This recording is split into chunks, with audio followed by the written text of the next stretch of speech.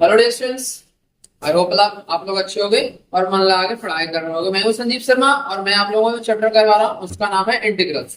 Integrals में हमने अब तक एक पार्ट कवर किया है जिसमें हमने सारे फार्मूले कल वाले वीडियो में देखा था। तो अगर आप लोग उस वीडियो को नहीं देखे हो तो प्लीज आप लोग उस वीडियो को जरूर से जरूर देखो। अगर वो वीडियो आप लोग को देखो तो जितने सारे फार्मूले आप लोगों का क्लियर हो जाएगा और इन्हीं सारे फार्मूले का यहाँ पे इस्तेमाल होगा इंटीग्रल्स निकालने में, इंटीग्रेशन करने में, अलग अलग फंक्शंस का। और इसके साथ ही साथ मैंने 5 फंक्शन आप लोगों को बताया था कि 5 तरह का फंक्शन होता है जिसका नाम क्या होता है, आइलेट। आइलेट यानी कि आई मतलब क्या हो गया हमारा इनवर्स ट्रिगोनोमेट्रिक फंक्शन, एल मतलब लॉगरिथमिक फंक्शन हो गया, टी मतलब ट्रिगोनोमेट्रिक फंक्शन हो गया, ए मतलब अलजेब्रिक फंक्शन हो गया और एक ई जो हमारा रिप्रेजेंट कर रहा है वो एक्सपोनेंशियल फंक्शन को रिप्रेजेंट कर रहा है। तो आइलेट वर्ड आप लोग अच्छे से याद रखना, दिमाग में सेट रखना, क्योंकि आगे भी वो काम जब भी का इंटीग्रेशन करना सीखें तो वहां पे आइलेट का बहुत ज्यादा इंपॉर्टेंस आएगा।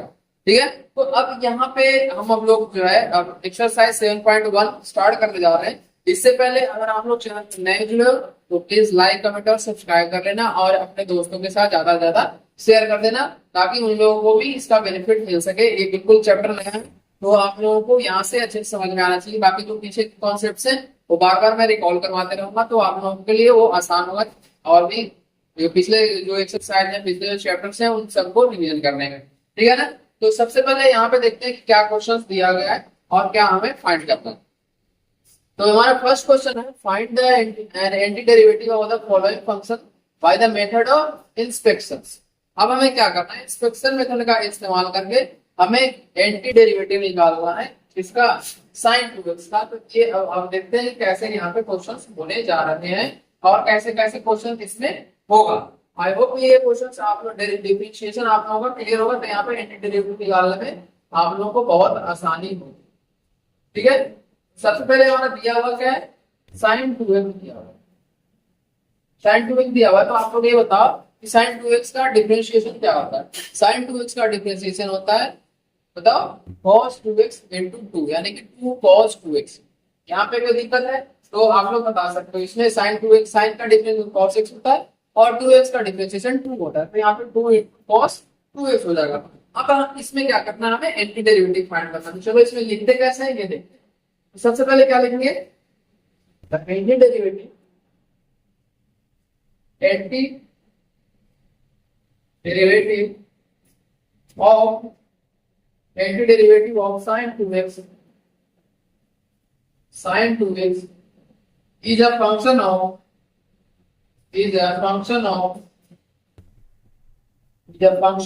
x। तो हमारा सबसे पहले क्या होगा, एंटीडेरिवेटिव sin 2x का जो है वो x का फंक्शन होगा। पहले तो ये हमारा क्लियर होना चाहिए। मैं इसको क्या कर रहा हूँ, इन्वर्टेड फॉर्म में बंद कर ले रहा हूँ तो आप लोग ध्यान देना इसका कैसे होगा। अब इसके आगे क्या लिखेंगे, इसके आगे लिखेंगे whose डेरिवेटिव क्या होगा, डेरिवेटिव इज साइन 2x। यहां तक कोई दिक्कत है तो बताओ। अब हमें ये पता है कि साइन 2x का डिफरेंशिएशन क्या होता है, cos 2x into 2 होता है। तो हमें क्या यहाँ पे करना है, सिंपल सा, it is known that d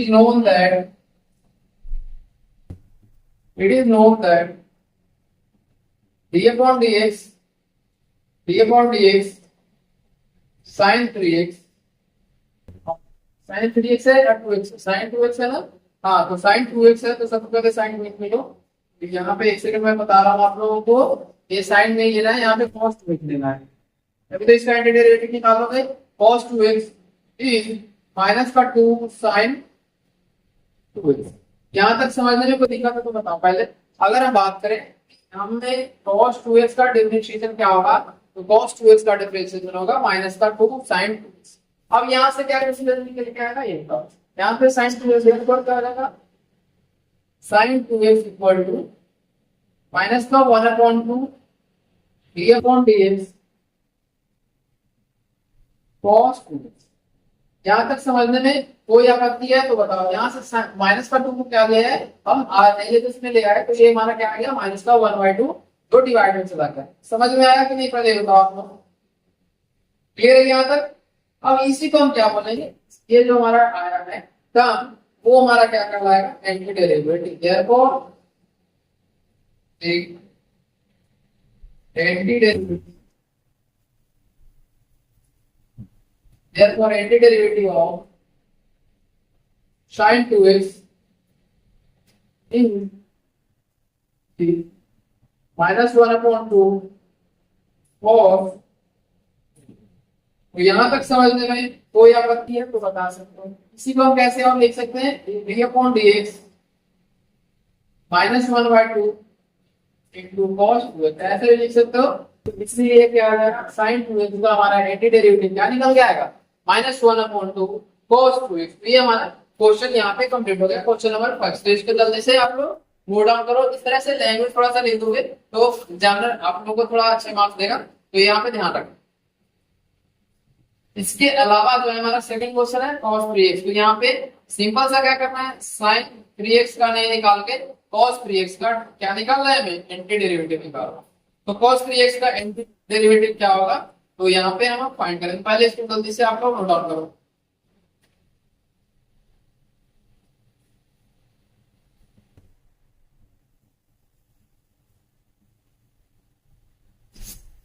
इसको मैं थोड़ा सा मिटा रहा हूँ, इसमें थोड़े से चेंज आएंगे। यहाँ पे क्वेश्चन नंबर 2 देखना ध्यान से, सारे कुछ सेम ही है।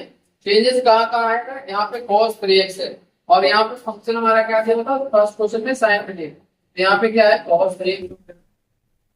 अब लैंग्वेज किसी तरह से इस्तेमाल करना है। अब क्या करना है, the antiderivative of, anti derivative of किसका, sin 3x cos 3x, क्या ज्यूम करोगे, तो anti derivative of cos 3x। यहाँ पे ध्यान रखना क्या हो जाएगा, anti derivative of cos 3x। यहाँ पे ये हम क्या कर रहे हैं, इस फंक्शन को इन्वर्टेड कॉमा में बंद करें। जब function of x whose derivative is, इसका डेरिवेटिव कितना आएगा, इसका डेरिवेटिव कितना आएगा जल्दी से बताओ। तो इसका क्या आ जाएगा, sin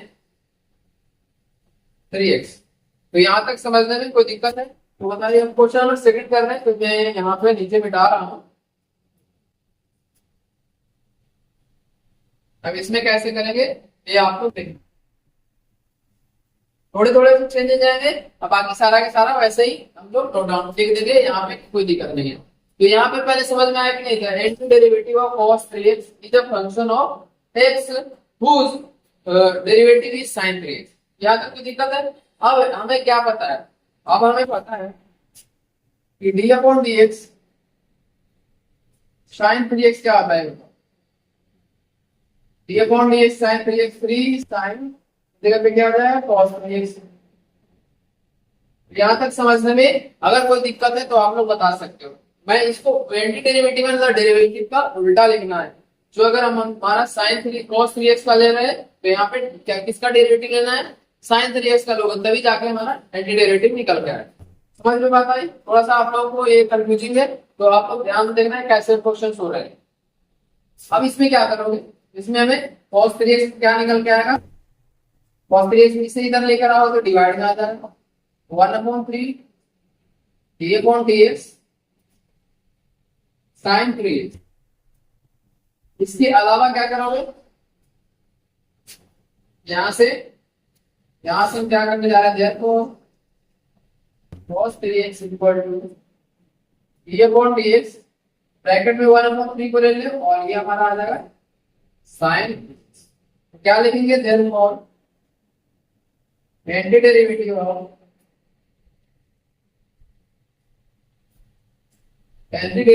of cos 3x is 1/3 into sin 3x। तो ये हमारा क्वेश्चन नंबर सेकंड कंप्लीट होगा। तो इसको जल्दी से आप लोग नोट डाउन करो। यहाँ तक कोई दिक्कत है तो आप लोग बता सकते हो, मुझे पूछ सकते हो। हाँ, मैं दोबारा आप लोगों के लिए रिपीट कर दूंगा इस सॉल्यूशन को और कॉन्सेप्ट को कि कैसे कैसे ये क्वेश्चन हो रहे हैं, ठीक है। इसके बाद आप लोग क्वेश्चन नंबर 3 ट्राई करना। 3 में सेम तरीका से होगा, कैसे होगा ये मैं आप लोगों को बताऊंगा। पहले इसको जल्दी से नोट डाउन करो और फिर हम आते हैं क्वेश्चन नंबर 3 पे। लैंग्वेज जो है हर एक क्वेश्चन में सेम ही होगा, इसी तरह से लैंग्वेज लिखना है और सिंपल सा क्या रहेगा, कुछ कुछ फंक्शन जो है वो हमारा चेंज होगा। तो लैंग्वेज में इसलिए मैं डाल नहीं रहा हूँ, यहाँ पे बार बार मुझे भी लिखना पड़ेगा। क्वेश्चन नंबर 3 में क्या है, e to the power 2x। e to the power 2x का क्या करना है, हमें एंटी डेरिवेटिव निकालना है। सबसे पहले क्या करोगे, द एंटी डेरिवेटिव ऑफ, इसमें क्या अज्यूम करना है, इसमें अज्यूम करना है सेम। अब आप लोग याद करोगे डिफरेंशिएशन और integration, e to the power 2x दोनों का क्या होता है, सेम होता है। मैं फार्मूले में भी लिखवा चुका हूँ कि e to the power x का डिफरेंशिएशन सेम ही रहता है, e to the power x ही रहता है। तो इट मींस कोई भी चेंज नहीं होता है। तो इसलिए यहाँ पे क्या करेंगे, the antiderivative of e to the power 2x is a function of x whose derivative is same, लिख लो e to the power 2x। क्योंकि यहाँ पे समझने में कोई दिक्कत है तो आप लोग बता सकते हो।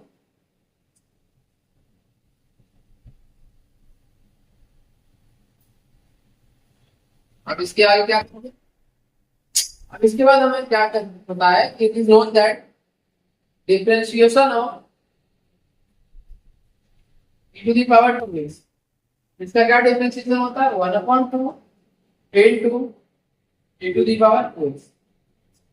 यहाँ तक समझने में कोई दिक्कत परेशानी है तो बता सकते हो आप लोग कि हमारा नहीं 1/2 नहीं होता है, 2 होता है। यहाँ पे मैं गलत लिख दिया, यहाँ पे क्या होता है 2। तो यहाँ पे क्या हो गया, e to the power 2x का डिफरेंशिएशन जो होता है 2 e to the power 2x। अब हमें एंटी डेरिवेटिव किसका निकालना है, e to the power 2x का। तो ये 2 को हम इस तरफ लेकर डिवाइड में लिया है, तो ये देयरफॉर क्या हो जाएगा 1/2 d upon dx e to the power 2x equal to e to the power 2x। ये क्या इंप्लाई करेगा, therefore e to the power 2x equal to d upon dx 1/2 e to the power 2x। तो यहां से क्या conclusion निकल के आया कि हमारा जो antiderivative e to the power 2x का क्या होता है 1/2 e to the power 2। Therefore antiderivative of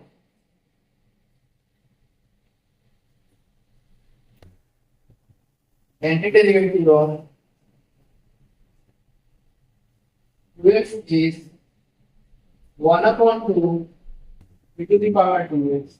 तो ये हमारा आंसर निकल के आ गया। तो इसको जल्दी से आप लोग नोट डाउन कर लो।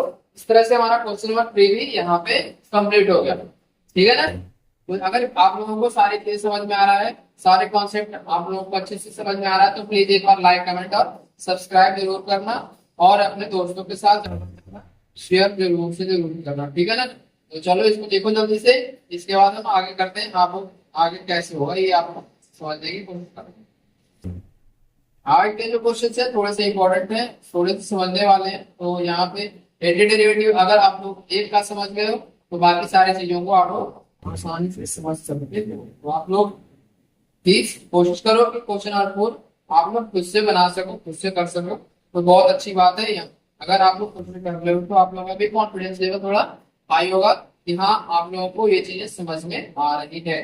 ठीक है ना। तो अगर क्वेश्चन नंबर 3 आप लोग नोट डाउन कर लिए हो, क्वेश्चन नंबर 4 जल्दी से आप लोग करने की कोशिश करो। ठीक है, चलो जल्दी से करो, अदरवाइज मैं यहाँ पे आप लोग करवा रहा हूँ।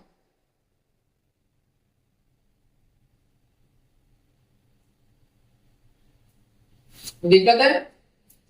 चलो अब यहाँ पे क्वेश्चन नंबर 4 देखो आप लोग।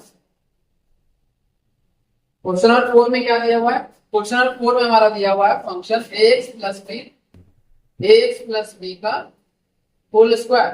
तो अब इसमें एंटी डेरिवेटिव किसका निकालना है, ax प्लस b का होल स्क्वायर का हमें एंटी डेरिवेटिव फाइंड करना है। तो यहाँ पे क्या लिख लेता है एंटी डेरिवेटिव। चलो इसको मैं नीचे मिटा रहा हूँ, बाकी 2 लाइनें बार बार मैं नहीं मिटा रहा हूँ क्योंकि सब में कॉमन ही आएगा, तो बार बार लिखने की जरूरत नहीं है, एक ही बार में लिख दिया ताकि आप लोगों को भी दिक्कत ना हो, आप लोग भी समझ जाओ कि हाँ यही बार बार आएगा, ऐसे ही लिखा जाएगा। ठीक है। तो यहाँ पे क्या लिखे था एंटी डेरिवेटिव ऑफ, यहाँ पे जो फंक्शन हम लोग रिटेन कर रहे थे उसको इस बार क्या चेंज करना है ax प्लस b का होल स्क्वायर। यहाँ पे समझने में कोई दिक्कत है तो बताओ। अब यहाँ पे क्या कहता है antiderivative of ax plus b का whole square is a function of x whose derivative is, derivative क्या होगा यहाँ पे देखो ax प्लस b का होल स्क्वायर। अब इसके आगे कैसे लिखेंगे ये देखो, हम एक्स प्लस बी का होल स्क्वायर किसका डिफरेंशिएशन होता है, तो अगर आप लोग को पता है तो याद करो, एक्स प्लस बी का अगर होल क्यूब हम लें तो इसका डिफरेंशिएशन क्या होगा, इसका डिफरेंशिएशन होगा हमारा 3 इंटू एक्स प्लस बी का होल स्क्वायर, और इसको भी चेन रूल लगा के डिफरेंशिएट करोगे तो एक्स प्लस बी का डिफरेंशिएशन क्या होगा, ए होगा, क्योंकि एक्स का डिफरेंशिएशन 1 होता है और बी जो कांस्टेंट है उसका डिफरेंशिएशन 0 होता है, तो हम इनको क्या करेंगे, तो दिक्कत है तो आप लोग बता सकते हो। इसके बाद हम क्या करेंगे, x plus B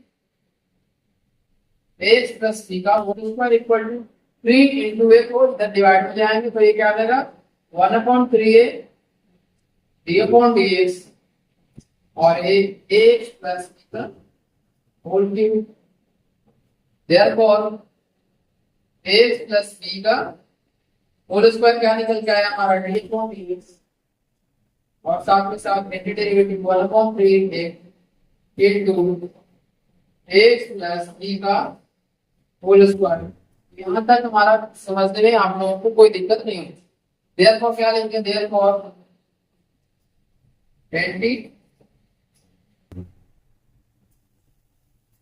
antiderivative of x plus B का whole square 1/3 into x plus B का होल स्क्वायर, ये हमारा आंसर। तो यहाँ तक क्वेश्चन हमारा कंप्लीट हो गया, क्वेश्चन नंबर 4 यहाँ पे कंप्लीट होगा, तो जल्दी से इसे नोट डाउन करो आप लोग, और इसके बाद हम आए क्वेश्चन नंबर 5 पे। क्वेश्चन नंबर 5 कैसे होगा, जल्दी से लिखो इसे थोड़े से। अगर आप लोगों को 3-4 क्वेश्चन समझ में आ गया है अच्छे से, तो 5वां 6ठा क्वेश्चन आप लोग खुद से ट्राई कर सकते हो। 5 नंबर क्वेश्चन, क्योंकि 6 नंबर क्वेश्चन थोड़ा सा डिफरेंट है, उसे मैं बताऊंगा।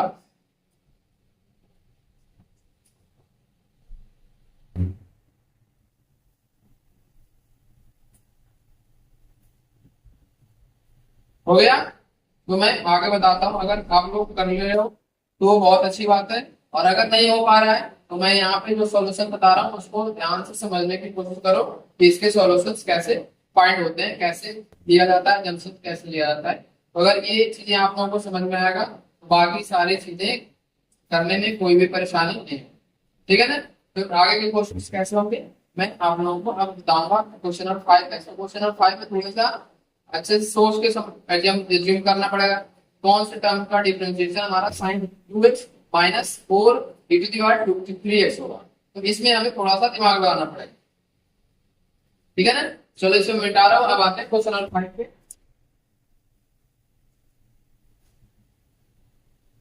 क्वेश्चन नंबर 5 में हमारा जो फंक्शन दिया हुआ है, सबसे पहले ये लिखो क्या है। फंक्शन है हमारा sin 2x minus 4 into e to the power 3x। अब इसमें क्या करना है, इसे मैं नीचे को मिटा दे रहा हूँ, नीचे कुछ हमारा है जो सब कुछ अलग है, तो यहाँ पे इसको मैं मिटा दे रहा हूँ।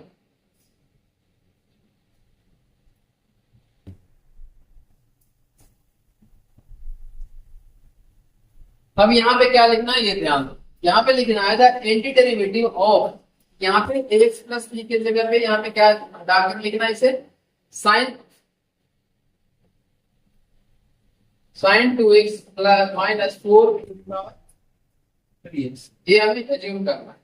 इसके बाद क्या लिखना है, the antiderivative of sin 2x minus 4 e to the power 3x is a function of x whose derivative is sin 2x minus 4 into e to the power 3x। तो ये हमें एज्यूम करना है, ये हमें लेट करना है। अब इसके बाद क्या हमारा करना है कि ऐसा कौन सा फंक्शन है जिसका डिफरेंशिएशन जो है यहाँ पे sin 2x minus 4 e to the power 3x होगा। तो ऐसा कौन सा फंक्शन है, तो हमें d upon dx minus 1/2 cos 2x minus 4/3 e to the power 3x का अगर डिफरेंशिएशन की बात करें तो ये क्या निकल के आएगा, sin 2x minus 4 into e to the power 3x। यहाँ पे आप लोग को ये लाइन समझ में आया कि नहीं, पहले बताओ। अगर ये लाइन समझ में आया तो यही आप लोगों का आंसर है, आप लोगों को कुछ और करने की जरूरत नहीं है, सिंपल सा। पहले मैं बता रहा हूँ, आप लोग फिर से एक बार ध्यान दें। ऐसा कौन सा, में ये फाइंड करना है कि ऐसा कौन सा फंक्शन है जिसका differentiation sin 2x minus 4 e to the power 3x। तो हमें क्या समझ में आया कि -1/2 cos 2x minus 4/3 e to the power 3x।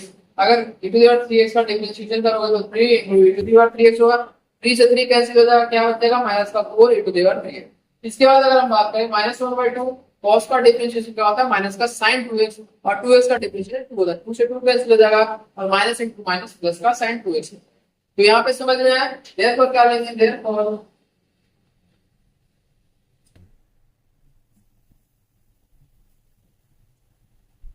Antiderivative of sin 2x minus 4 into e to the power 3x is -1/2 cos 2x minus 4/3 e to the power। ये हमारा answer हो गया। तो इसको जल्दी से आप लोग नोट डाउन कर लो।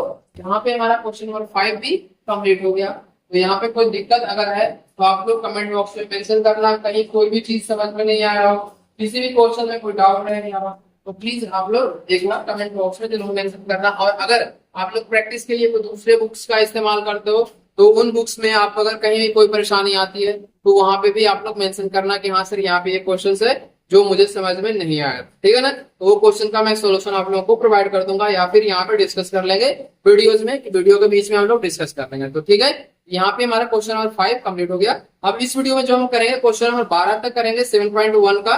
तो आप लोग पेशेंस के साथ देखते रहो। अभी तक हमारा जो क्वेश्चन हो गया है क्वेश्चन नंबर 1 से लेकर 5 तक हो गया। अगर आगे की क्वेश्चन देखोगे तो बहुत क्वेश्चन इजी है, और ये थोड़े से आप लोगों के लिए समझने वाली चीज थी, कैसे लिखना है और कैसे डिफरेंशिएशन का इस्तेमाल करना है इंटीग्रेशन करने के लिए।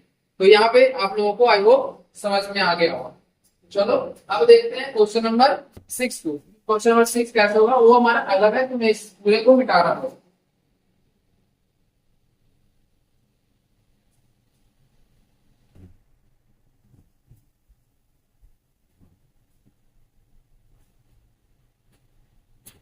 सिक्स में सिंपल सा पूछा गया है कि हमें क्या करना है, इसका इंटीग्रल फाइंड करके दिखाना है।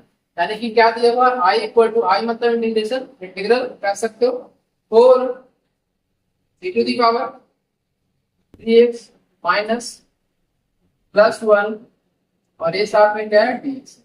अब एक चीज ध्यान रखना, जो भी प्रॉपर्टी हम लोगों ने डिफरेंशिएशन में इस्तेमाल किया था, k से अगर मल्टीप्लाई होगा तो k को बाहर ले लेंगे और डिफरेंशिएशन से फंक्शन का होगा। उसी तरह से हमारा यहाँ पे भी इस्तेमाल होगा, ये 4 जो है अलग निकल के आ जाएगा और इंटीग्रेशन किसका होगा e to the power 3x और इनटू dx रह जाएगा। साथ में अगर हम बात करें तो ये क्या हो जाएगा, 1 को मल्टीप्लाई करोगे तो 1 ही रहेगा और dx रहेगा। तो इसका डिफरेंशिएशन सॉरी इंटीग्रेशन कैसे निकल के आएगा, क्या निकल के आएगा, आप लोग यहाँ पे बताओ। सबसे पहले ये बताओ कि हमारा क्या है। यहाँ पे अगर चाहो तो एसेंशियल मेथड लगा सकते हो, या तो चाहो तो यहाँ पे सिंपल कर सकते हो। तो सबसे पहले e to the power x का इंटीग्रेशन क्या होता है, आप लोगों को मैंने कल फॉर्मूले वाले वीडियोज में बताया था कि e to the power x का इंटीग्रेशन जो होता है वो सेम ही रह जाता है। और यहाँ पे 4 को हम क्या करेंगे, sorry e to the power 3x, तो 3 का क्या होता है, जो हमारा वेरिएबल का कोएफिशिएंट रहता है वो क्या हो जाता है, डिवाइड में आ जाता है। तो यहाँ पे याद रखना आप लोग क्या हो जाएगा, 4 into e to the power 3x upon 3 plus dx का इंटीग्रेशन क्या होगा x प्लस का c। अगर इसको रीअरेंज करके लिखें तो ये क्या हो जाएगा 4/3 into the power 3x plus x plus c। ये हमारा आंसर निकल जाएगा। तो एक लाइन का आसान था। तो यहाँ पे क्वेश्चन नंबर 6 हमारा कंप्लीट हो गया, ठीक है। तो अब यहाँ पे मैं एक चीज और आप लोगों को रिकॉल करवा रहा हूँ कि क्या हमने इंटीग्रेशन में किया है और क्या हमने डिफरेंशिएशन में किया था।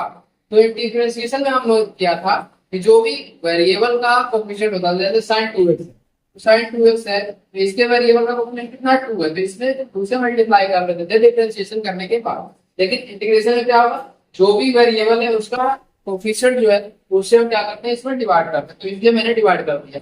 अगर आगे के क्वेश्चन देखोगे तो मैं बताऊंगा, आगे जो मेथड हमारा आएगा ना सब्स्टिट्यूशन मेथड, उसमें क्या है इसे और क्लियर होता है। तो पहले इसे नोट डाउन करो। इसको करने के बाद मैं क्वेश्चन नंबर 7 आप लोगों को बता रहा हूँ, जल्दी से इसे नोट डाउन करो। क्वेश्चन नंबर 7 में कैसे होगा ये आप लोग समझना और अच्छे से करने की कोशिश करना। तो चलो मैं बता रहा हूँ, आई इक्वल टू क्वेश्चन क्या दिया, I equal to x square 1 - 1/x into D.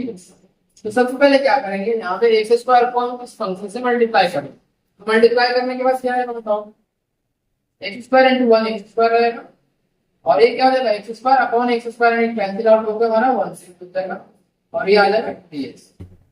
यहाँ से चाहो तो अलग भी कर सकते हो, dx माइनस यहाँ पे सिंपल सा क्या रहता है एक्स स्क्वायर का इंटीग्रेशन क्या होता है, कल हमने एक फार्मूला डिस्कस किया था, integration of x to the power n into dx। तो ये क्या होता है x to the power n plus 1 upon n plus 1, जहाँ पे n क्या है, n है जो हमारा एक्सपोनेंट है, यानी कि पावर जो है उसका क्या होता है ये वैल्यू होता है, यानी n की वैल्यू यहाँ पे 2 है, तो ये क्या हमारा आ जाएगा 2 + 1 x to the power 2 + 1 upon 2 + 1, और ये x dx का इंटीग्रेशन क्या होता है x, और ये क्या हो जाएगा साथ में हमारा c तो क्या कहेंगे कि इसको c को क्या बोलते हैं आर्बिट्ररी कांस्टेंट। तो ये हम लोग ध्यान में रखना, ये मिस नहीं होना चाहिए क्योंकि ये हमेशा इस्तेमाल है।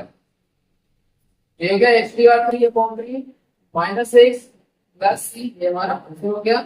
इसको जल्दी से नोट डाउन करो, इस तरह से हमारा क्वेश्चन नंबर 7 भी यहाँ पे कंप्लीट हो गया। जल्दी नोट डाउन करो, मैं समझाता हूँ आप स्क्रीनशॉट भी ले सकते हो, ठीक है। इसके बाद हमारा 3-4 क्वेश्चन और रह गए, तो मैं जल्दी से आप लोगों को कवर करवाता हूँ, और जल्दी से कोशिश करूंगा कि आप लोग का ये वीडियो जो है बड़ा नहीं हो, ताकि आप लोगों को बोरिंग सा महसूस नहीं हो। थोड़े से नए टॉपिक्स हैं, तो नए चीजों को समझने के लिए थोड़ा सा ज्यादा दिमाग आप लोगों का इस्तेमाल करना पड़ेगा, तो धीरे धीरे करेंगे और अच्छे से करेंगे जो भी करेंगे। क्वेश्चन नंबर 8 में हमारा है integration of 8x² plus ax plus b। तो इसको कैसे करेंगे यहाँ पे मैं बता रहा हूँ आप लोग को, और आई होप ये क्वेश्चन नंबर 7 आप लोग लिख लिए हो गया।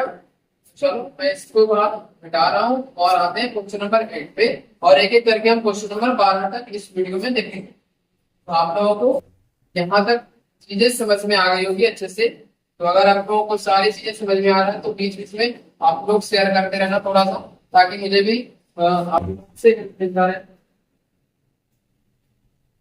चलो क्वेश्चन नंबर 8 है हमारा, integration of x square plus B x plus C, और ये साथ में क्या है dx। यहाँ पे सबसे पहले बताओ ए बी सी जो ये हमारा दिया हुआ है कांस्टेंट है, तो इसमें बहुत ध्यान से करना। इसको कैसे करोगे, आई इक्वल टू मैं लिख दे रहा हूँ यहाँ पे, I equal to integration of x square plus यहाँ पे सेपरेट कर लेते हैं into dx plus integration of dx into dx, यहाँ पे प्लस है तो यहाँ पे क्या करेंगे प्लस सी। अब यहाँ से क्या करने जा रहे हैं, आई इक्वल टू ए कांस्टेंट है तो इसे हम बाहर लेते रहे एक्स स्क्वायर इंटू dx, साथ में बी यहाँ पे कांस्टेंट है इसे बाहर लेंगे x इंटू dx, यहाँ पे सी कांस्टेंट है तो सी को हमने बाहर ले लिया, ये हमारा dx है। तो यहाँ पे कोई दिक्कत है तो बताओ आप लोग, आई इक्वल टू क्या होगा a इंटू एक्स का स्क्वायर है तो एक से 3 हो जाएगा, और divided by 3 plus b into x का पावर 1 है तो यहाँ पे क्या आएगा एक्स के पावर 2 अपॉन 2 प्लस यहाँ पे एक्स के पावर 0 है तो एक्स के पावर ये क्या हो जाएगा 1, और साथ में आर्बिट्ररी कांस्टेंट को इस बार c1 ले रहे हैं। तो क्यों c1 ले रहे हैं, क्योंकि c ऑलरेडी हमारे यहाँ पे दिया हुआ है। तो ये हमारा क्या हो गया I equal to a upon 3 into x cube plus b upon 2 into x square plus C x plus 1, ये हमारा आंसर हो गया। तो इसको आप लोग नोट डाउन कर लो, क्वेश्चन नंबर 8 यहाँ पे हमारा कंप्लीट हो जाता है। और अगर इसको नोट डाउन कर ले तो फिर क्वेश्चन नंबर 9 करने की आप लोग कोशिश करो, ट्राई करो। बहुत इजी क्वेश्चन है, आप लोगों से हो जाएगा, क्योंकि यहाँ पे सिंपल सा फॉर्मूला है, उसी पे आप लोगों को एक क्वेश्चन करने हैं। अभी तक तो जितना क्वेश्चन हम लोगों ने किया है, ये क्वेश्चन नंबर 5 तक क्या था थोड़ा डिफरेंट था, और क्वेश्चन नंबर 6 से लेकर क्वेश्चन नंबर 12 तक है तो सिमिलर क्वेश्चन है, तो आप लोग साथ साथ करते थे। क्वेश्चन नंबर 9 क्या है देखो ध्यान से, क्वेश्चन नंबर 9 है I equal to integration of 2x square plus to the power x, और ये साथ में क्या है dx। तो यहाँ पे क्या हो जाएगा 2 कांस्टेंट है तो उसको बाहर ले लो, to the power x square dx plus to the power x।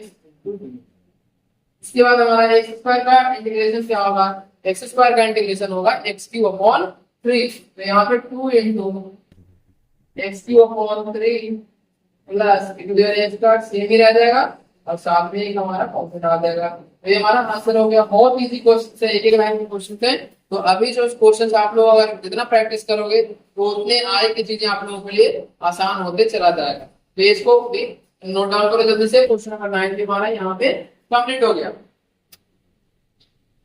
ठीक है ना।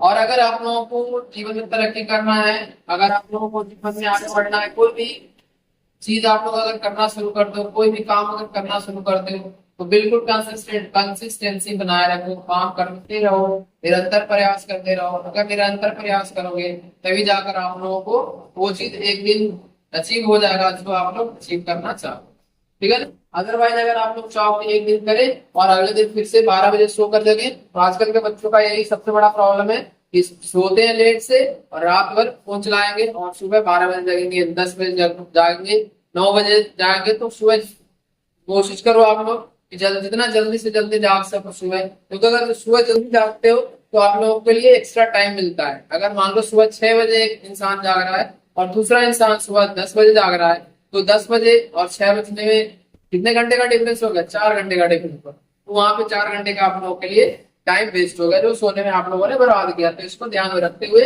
अपना लक्ष्य धारण करो और पाने की कोशिश करो कैसे आप लोग चाहते हो। और अब आप लोग 12th क्लास में आ गए तो आई होप आप लोग की इतनी मैं छोटी होगी कि आप जो आप उनको क्या करना है। अगर अभी नहीं है आप लोगों को समझ में आ रहा है तो मैं डेफिनेटली कह रहा हूँ कि अगर आगे चल के आप लोग दिक्कत में फंसोगे तो आप लोगों को फिर कोई नहीं निकालने आएगा, क्योंकि अभी मम्मी पापा भी आप लोगों को हेल्प इतना ही करेंगे जितना इनसे हो सकता है। अगर आप लोग खुद नहीं अपने लिए कुछ करोगे तो मम्मी पापा या आपके टीचर्स या मैं आप लोगों के लिए कुछ नहीं कर पाऊंगा। तो ये ध्यान में रखना कि आप लोग करना खुद ही है, हम लोग सिर्फ आप लोगों के लिए गाइडेंस प्रोवाइड करेंगे। चलो क्वेश्चन नंबर 10 क्या है, I equal to under root x minus 1 under root x का होल स्क्वायर इनटू dx। यहां से क्या आ जाएगा, a माइनस बी का होल स्क्वायर है तो इसको ब्रेक कर लेते हैं, a स्क्वायर यानी कि स्क्वायर रूट हट जाएगा यहाँ से, प्लस का b स्क्वायर यानी कि स्क्वायर रूट हट जाएगा, माइनस का 2 into under root x into 1 अपॉन अंडर रूट, और ये साथ में साथ क्या हो जाएगा, दोनों कैंसिल आउट हो जाएगा और ये हो जाएगा डी। यहाँ पे क्या लिख रहा हूँ, x into D x plus 1 upon x into D x minus 2 into D x. तो यहाँ पे ये हमारा क्या हो गया, स्प्लिट हो गया इंटीग्रेशन। अब इसमें क्या करोगे, एक्स का इंटीग्रेशन क्या होगा, x square upon minus plus 1 upon x का इंटीग्रेशन क्या होगा, ये होगा। याद करो आप लोग लॉग एक्स का डिफरेंशिएशन क्या होता था, 1 अपॉन एक्स, तो ये हो जाएगा लॉग एक्स यानी कि modulus of x minus 2 into इसका एक्स और साथ में हमारा एक आर्बिट्ररी कांस्टेंट आता है जो स्मिथ के नाम से जाना। तो ये हमारा क्वेश्चन नंबर 10 यहाँ पे कंप्लीट हो गया। इसके बाद हम आएंगे क्वेश्चन नंबर 11 पे, जो हमारा बहुत इजी क्वेश्चन है, बहुत आसान तरीके से हो जाएगा। पहले इसको आप नोट डाउन करो, फिर हम आते हैं क्वेश्चन नंबर 11। क्वेश्चंस आप लोगों को अच्छे तरीके से तभी समझ में आएगा जब आप लोग यहाँ पे पूरी तरह से फोकस करके देखोगे।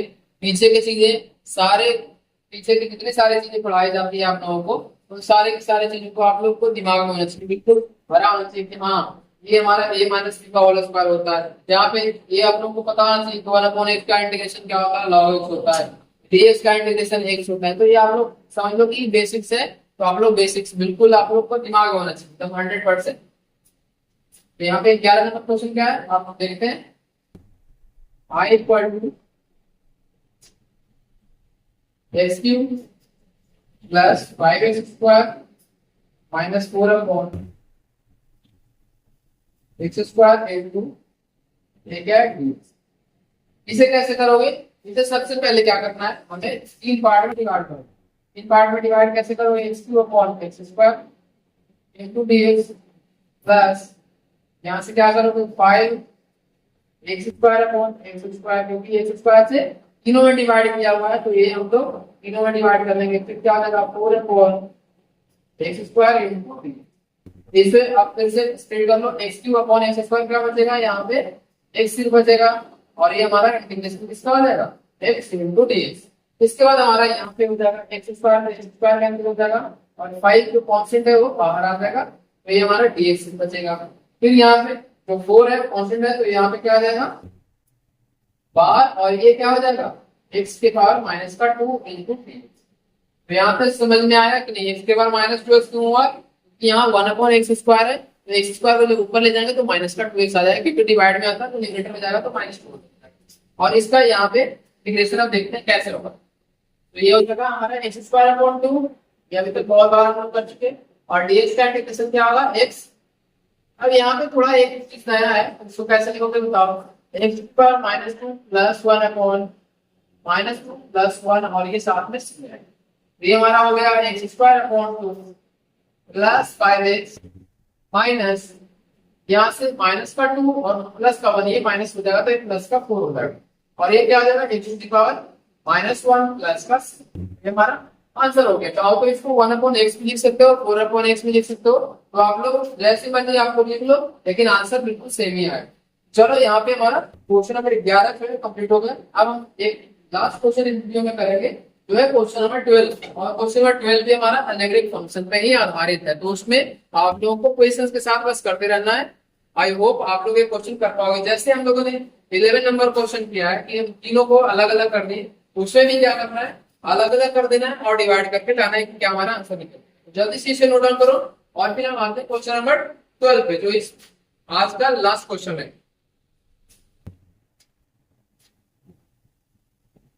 क्वेश्चंस आप लोगों को इस वीडियो में जो है आप लोगों को काफी आसान लगा होगा, तो आप लोग को आसान लगा है यहाँ तक तो ठीक है, लेकिन इसको आसानी से आप लोग कर लोगे, ये मैं भरोसा आप लोगों को चाहता हूँ कि आप लोग बिल्कुल प्रैक्टिस करना, बिल्कुल सारी चीजों को दिमाग में रखना, और अगर कहीं भी कोई दिक्कत आए तो आप लोग जिससे पूछ सकते हो, कैसे भी कनेक्ट हो सकते हो। चाहे आप लोग व्हाट्सएप पे कनेक्ट हो जाओ, आप लोग यूट्यूब पे भी जो कमेंट सेक्शन आता है वहाँ पे मेंशन कर सकते हो, तो आप लोग को रिप्लाई जरूर मिलेगा।